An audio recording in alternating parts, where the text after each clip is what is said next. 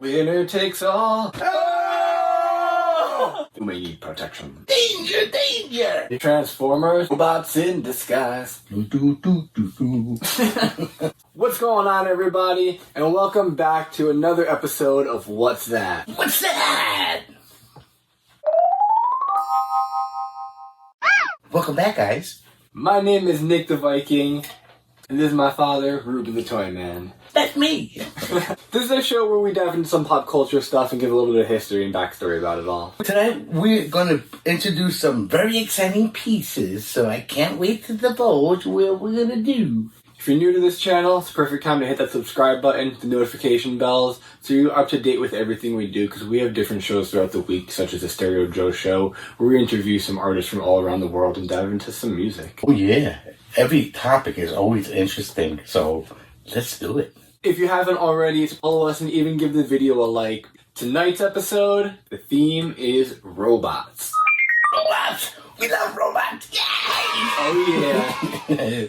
There have been tons of robots throughout history, whether it's TV, movies, commercials, or just pop culture overall, that have stood out throughout history and have even become some of people's favorite characters. As a young lad, who doesn't love to play with robots? Stuff that move and do things are incredible. I remember I had a robot growing up. I don't remember what it was. It wasn't remote controlled, but it had like a keypad on its chest. And you could program things into it, and then it would do certain things, like it would move around, or it would shoot its little darts that it had, and then even talk and things like that. Right, that robot I think was some AI in there that actually developed, and it would protect your room and recognize you. Yeah. As opposed to an intruder alert. Yeah, it was like late 90s, early 2000s, so that was ahead of its time as far as AI Absolutely. toys have gone. That was an incredible toy. I remember what you were referencing, but I just don't remember the name either. Yeah, so I guess we'll just jump on. And so without further ado, we're going to dive right into this box. Okay, guys, so let's go ahead and go down that road. Nice. Transformers were very, very popular.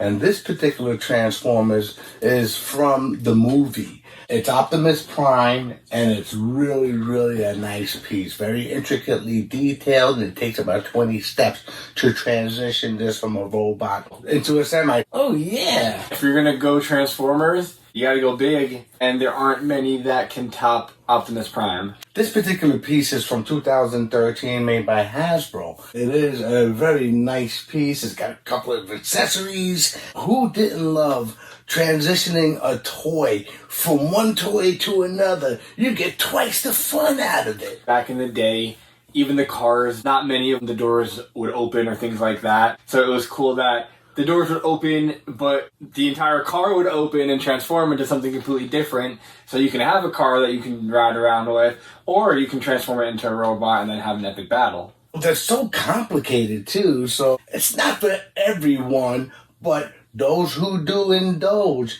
can really get it together real fast and transition it, kind of like the Rubik's Cube. And speaking of Rubik's Cube, in the Transformers movie, they did have a cube that they were fighting over, which was the Allspark, and it was what the Decepticons had invaded Earth to try to steal from the Autobots. I believe there was a source of power, some sort of energy box. Yes. Right. But the movies were great, the cartoons were great, the franchise has evolved so much. Once they were introduced, that was it. It was a phenomenon. It was a phenom. Once you have things morphing and transmorphing, it's endless. Transformers has become so popular from its cartoon, endless line of toys, the multiple movies, and even the spin-off with Bumblebee. Each character has their own essence and personality. They really personalize them over the movies. And even the cartoons, the attitudes, and just like any other existing being, except the machines. Yeah, Transformers, robots in disguise. That was a great way to start off. Yes, you can never go wrong with Transmorphers. You can never go wrong with Transformers. And I had mentioned epic battles so far, and there's a reason for that. is because there's another robot toy, well, really more of a robot game from back in the day that is known for having some epic battles, if you know what I mean. Okay, yes, I could. Oh, I understand. Yes. And just like that, we have Rock'em Sock'em Robots, which I know a lot of people do remember. And this does have a little bit of historical significance for us as well. I actually grew up playing this game with my brothers and sister. We would have epic battles, tournaments, and it was fantastic. What a great game. Rock'em Sock'em Robots. Knock 'em black off. We actually were on an episode of Comic Book Men, AMC's Comic Book Men, where they did the Rock'em Sock'em Robots. We were extras back in the background just hanging out, reading a couple of comic books. What a great experience to be present when they actually talked about this particular subject. That was epic. It was cool to see some experts come in and give a little bit of backstory and even some value on what the classics are worth. Right now, I'm desiring to go a couple rounds with this game. Uh-oh. We're gonna have competition. Yeah, competition. Yeah. Whoa! That is so cool. The blue one's mine. How about the first to win 2 rounds each time will take a point? Okay, let's introduce ourselves. I'm the Blue Bomber, and you're the Red Rocker. I'll give you the 3-4 McGregor. Oh, I think I'm in trouble. It's a little smaller than the one that I used to play back in the day, Yeah. but it still captures the essence nicely. I really like the reproduction and redistribution of this piece. It's very nice. Okay, let's go ahead. Let's knock it out. Ding ding. Here we go. 1, 2, 3. Okay. I'm ducking.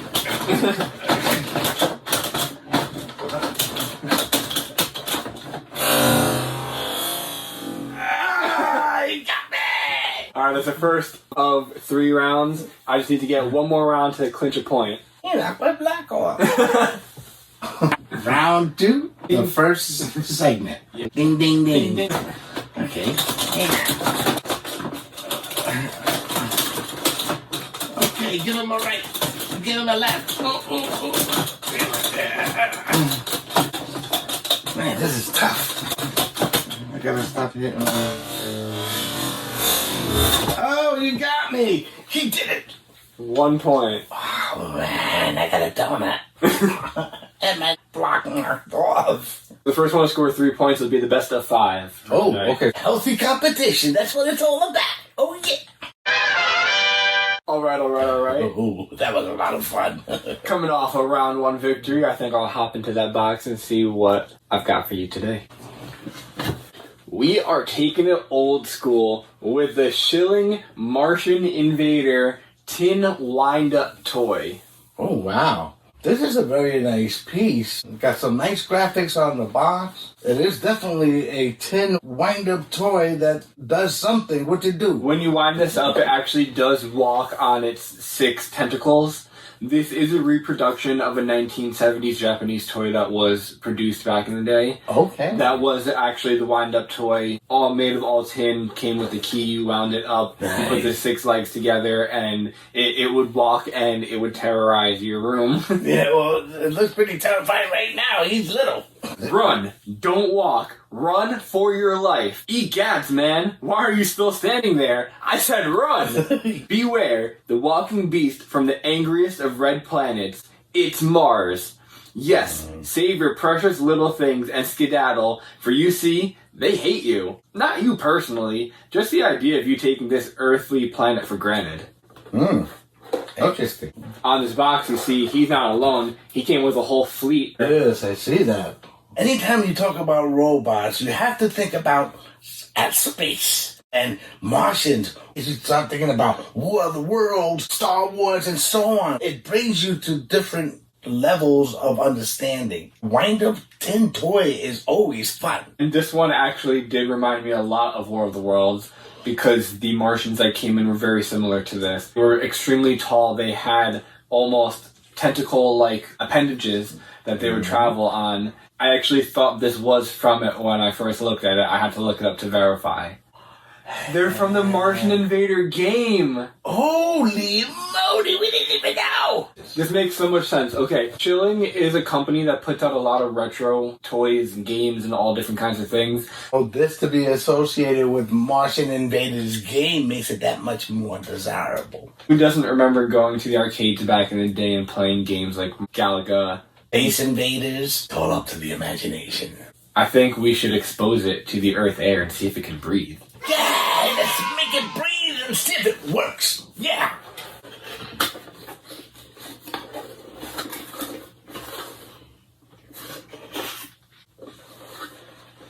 Ooh.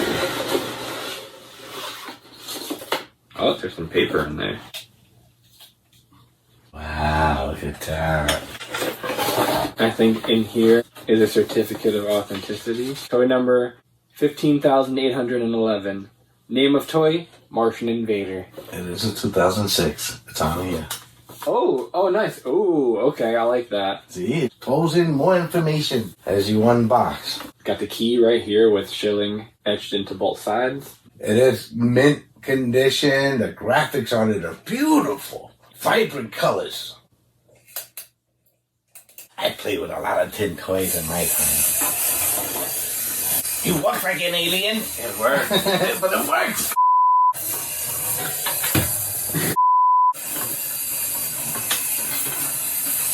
He works. He's a monster. Coming for us. Imagine seeing that thing coming down the street. I don't know, eat you or something. Or crush you, or shoot you with a laser beam. Back in the 1970s, this was state of the art. That's right. There was very few people who didn't desire the wind-up toys. They were very sought after. Before the 70s, they started probably in the 30s, but Schilling's been there for a long time as one of the original manufacturers. You want to play with it? Come on! After seeing those Martian robots, I think we need to train a little bit. I think so too, because I'm mad that they could be so big and scary. Let's get our robot fighting skills on and go for round 2. All right, here we go. 1, 2, 3. Gotta catch you right under the chin. I see you come up on my chin. Hey! I got 1 down. If you hit my block off again, you'll take the point for this round. Okay. Uh-oh. 1, 2. I was already ducking. I saw that.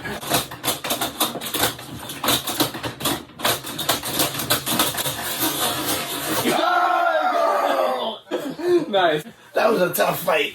1 to 1. Wow. Okay. That was good. Nicely done. That was a lot of fun. He's starting to get warmed up. He's starting to show his skills. All right. Are we ready for the next one? Let's go. Here we got a Robbie the Robot Forbidden Planet. And he is a really intricately made die-cast piece. X Plus is the manufacturer, and they make some very desirable pieces. This one came right, straight from China. Yeah, I could see all the Chinese writing on the back. And it says, warning, this robot may contain... No, I'm just kidding, I can't read it. It's in Chinese. I've never actually seen Forbidden Planet itself, but Robbie the Robot is such an iconic robot that you don't even have to have seen the movie. He was so popular in that movie. He became a sci-fi icon. Yeah. He made appearances in other sci-fi related series such as Lost in Space, Where he fought B9. That's right, where he fought B9, the Battle of the Robots episode. And that was fantastic to watch, because if you were a fan of both shows, here was your first smash. It was a robot smash, and we love smashes. Who doesn't like a good old-fashioned robot showdown with 2 iconic robots from back in the day, from 2 of the biggest sci-fi franchises? Even now, it's popular, and a lot of people probably didn't even see the movie. Robbie the Robot, Forbidden Planet. Amazing detail beneath its clear dome. Die-cast parts throughout. Fully articulated. It's got neck swivel, shoulder ball joint, rotating wrist, waist swivel, locking hip joint, locking knee joint, and locking ankle joint. So you have 1, 2, 3, 4, 5. 7 points of articulation. For a toy back in the day, that was huge. You were lucky if you had one. This particular toy is a recent manufacture, a redistribution for Diamond Comic Distributors in conjunction with X Plus.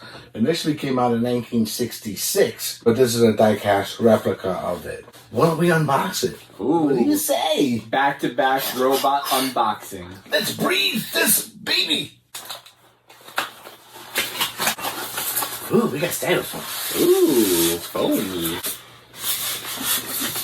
And there you go, ladies and gentlemen. He's about 5 pounds. Whoa, you're not kidding. He's heavy. Where was he before when we were getting invaded? He would have been on our side to help against those Martian invaders. Oh yeah, Robbie's the guy. Robbie would have taken him down fearlessly. This particular piece is an exact replica of the actual robot in the movie. He has very, very desirable details with intricate pieces in the dome. His points of articulation. You can pose him. Most of all, you can enjoy him because he's such a nice piece. And he's so heavy, you can pose him and he won't fall over like most action figures will. Obviously, you have to give him some balance. Right. But he's more likely to stand in different positions than just straight up. Boop, boop, boop. Oh, yeah. He typically has a gun, too. In the movie, he had one. With this piece, they didn't distribute one. Okay. If you look in the dome and you look at all his gadgets and transistors and everything in there, it's really amazing to see those parts move as they do in the show. Forbidden Planet was a sci-fi movie that really captured the imagination of audiences back at that time of the early 60s. Ever since then, it's been a culture icon and reference almost in every sci-fi reference of robots. You're always going to get a Robbie the Robot mention. The movie title even made it into the intro song for Rocky Horror Picture Show. Oh yeah, I forgot about that. Rocky Horror. They touched base on a few iconic movies back in that day that are legendary today. Oh, we're back. They're back. So far we're tied 1-1. This round will be the tiebreaker. And what are we playing for? I never asked. I think the loser's gonna get punished in the next episode we film. Oh boy. Losers get their licks. Okay. Please.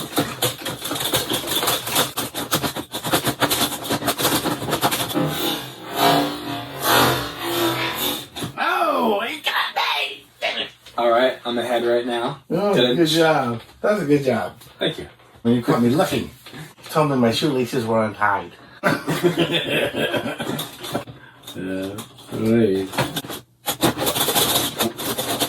See, I go right, left. Okay.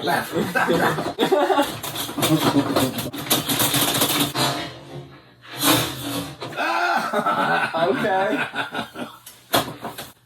It's 1-1. So whoever pops the next head off will take the next point and be ahead. Okay. 1, 2, 3.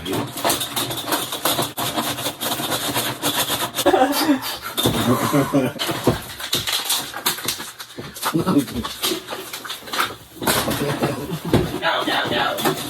I'm trying everything. I got a plan. It's not to lose. We knocked each other out. Wow. Talk about a tie. Healthy competition looks just like this. Oh, yeah. None of us wanted to quit. We both wanted to win. And we did. I think we each get a point this round. All right. Which means that the very next time we square off, the winner who takes that will take the night. Oh, wow. Okay, good job. That was fabulous. That was a tough fight. You're tough. You can have hours of entertainment with that. Just like that. You can beat the crap out of each other without hurting each other. There's a reason why they still make them now. You get them for husband and wives. When they have an argument, they duke it out. All right. So let's go to my final item of the night. All right, here we go.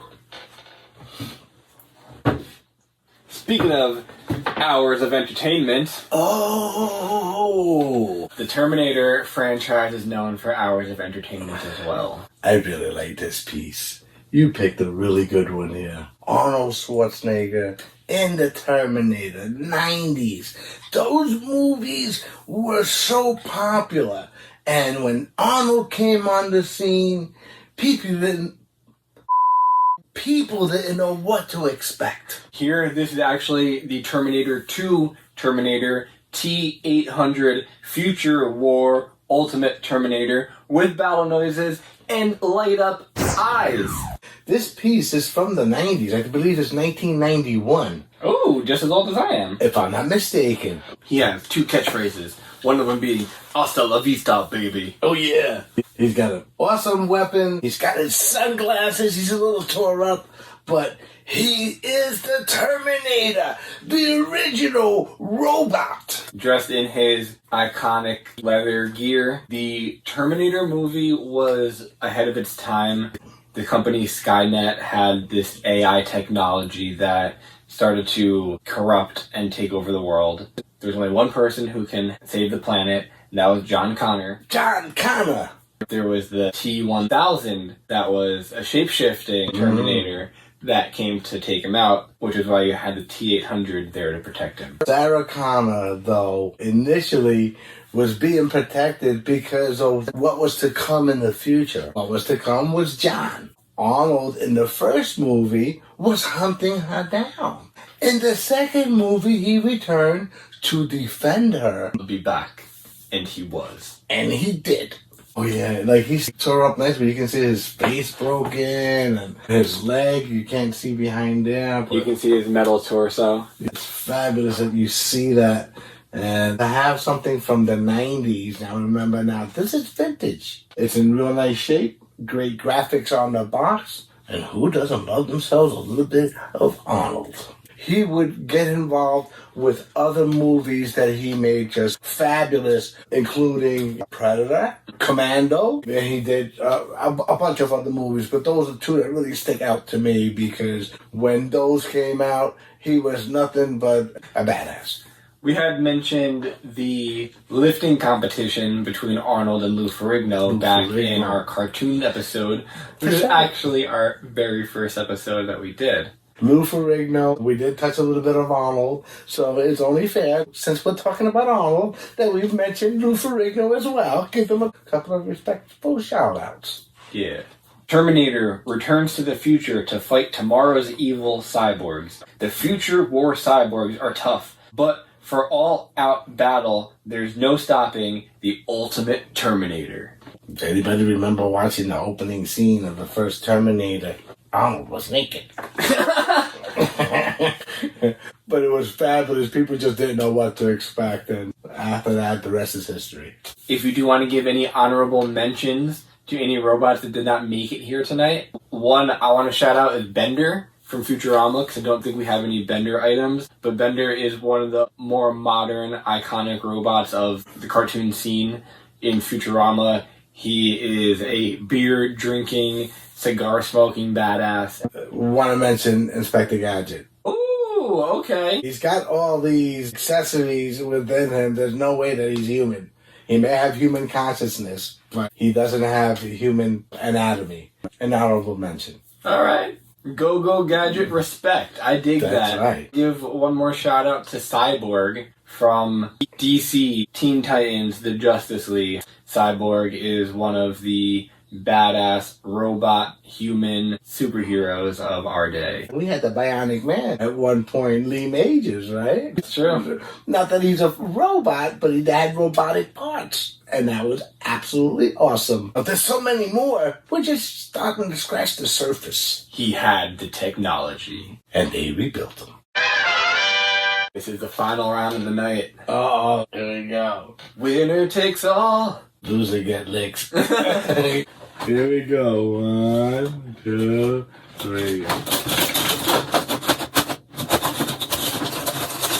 Oh, we're set. Stalemate.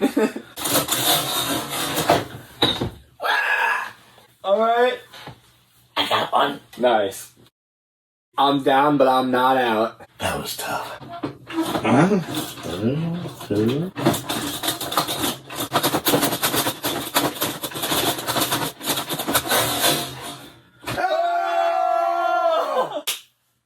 Nice. I got 2 out of 3. You're the winner for tonight. That was very good. That was a lot of fun. That's up.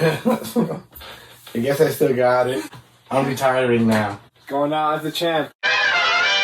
Can't deny that was a whole lot of fun. We're gonna keep playing. Yeah. Once the camera's cut, we're gonna go round for round. And we also have one final item for you. I almost forgot. With all that excitement, it's hard to remember that we got a show going on. That's right. I thought we were gonna keep playing. Here we go, guys.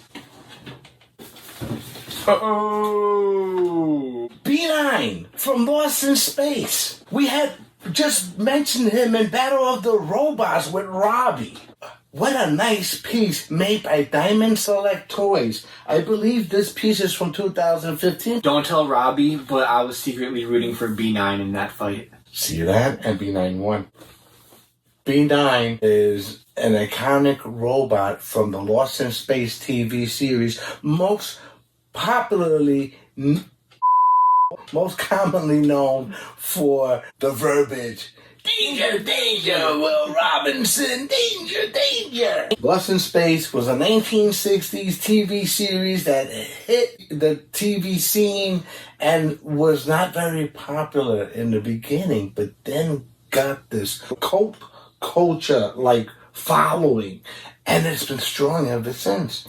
And even today, there's a lot of reference, especially in the comic book, sci-fi conventions, always reference Lost in Space and our buddy B9 the Robot. Multiple cartoons have spoofed the catchphrase "Danger, danger." There has been a remake of the movie. Tons of these toys have sold. This robot has to go down as one of the most popular robots in sci-fi history. This particular piece is so well designed by Diamond Select Toys. They really did a fabulous job with all the intricacies of the toy.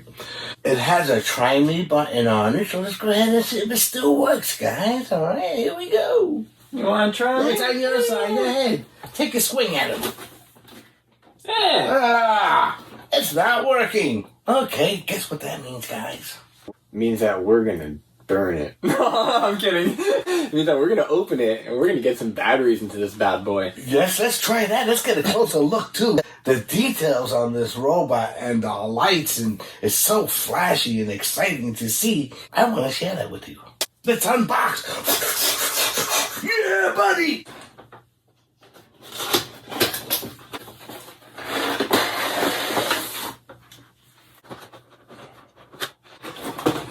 Let me do the instructions. I remember the large-scale model we saw when we went to Chiller Theater. There were actually a few of them that were customly made, and all of them lit up. They talked and moved a little bit. They were incredible. Remco put out the original piece back in the 60s. We did an earlier episode with Raul, my cousin, who introduced his Remco original robot, which was blue and red. This is the actual exact copy of the B9 robot without the different variant colors on it. And if you want to see that episode with the original one and compare the difference, you can click right up here. Oh, there you go. It has a try me button. We push the button, it doesn't work. So we're going to see if we have other options. Okay, it looks like we're going to have to operate. Calling in Dr. Toyman. Ooh, fancy. Look at that. So, in the show, whenever B9 was on standby, guarding the family, he would sit and he would just display lights, but no movement. And this is the mode that you're seeing right now. He's at the ready mode. What happens if you push the button now? Cannot compute. Programming data insufficient. He talks! When he vocalizes, this area lights up on his outer shell, and he's just a fabulous array of lights. I will accompany you. You may need protection. You may need protection. Due to worn conditions of memory bank, compliance impossible. He got pinchers, and they work. Oh, that's cool. His arms are actually wrapped up in plastic, but they pull out and they extend just like in the movie where he drops them down, Yeah. or he brings them back in. But he's a real-life robot computer. He is just a wonderful, wonderful piece to have. What do you say, B9? My power supply is getting very weak. Better now, we just gave you new batteries. He needs batteries, I don't know. He goes through them pretty quick, all those lights on him. So then he also has another mode Danger, Will Robinson. where his lights stay off the whole time, and if you press the button, he says different phases. Oh, that's interesting. Danger, Will Robinson. Different phases. Danger, Will Different phases. He said one phrase. It is a very nice piece. Very well designed, highly detailed, and exact copy of the original piece. I remember the robots that we saw at Chiller Theater. One was 6 foot tall. But what kid wouldn't want to add this robot into their very own collection back in the day? And this particular piece we obtained from Entertainment Earth.